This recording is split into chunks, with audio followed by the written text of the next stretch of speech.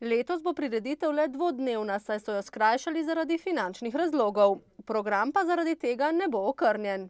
Morda je posebnost letošnjega tedna cvička ta, da bo tudi prireditev Zveze borcev tukaj pohod okoli žice, potem bodo vinogradniške igre in pa tisti naš standardni železni program.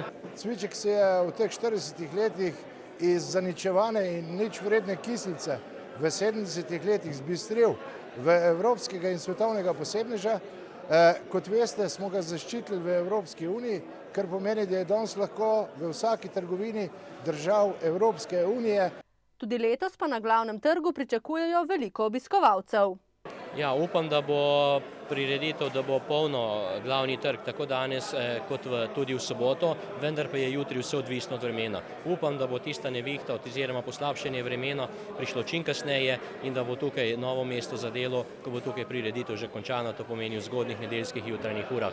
Danes zvečer bodo sicer okronali novega kralja cvička, jutri pa cvičkovo princeso.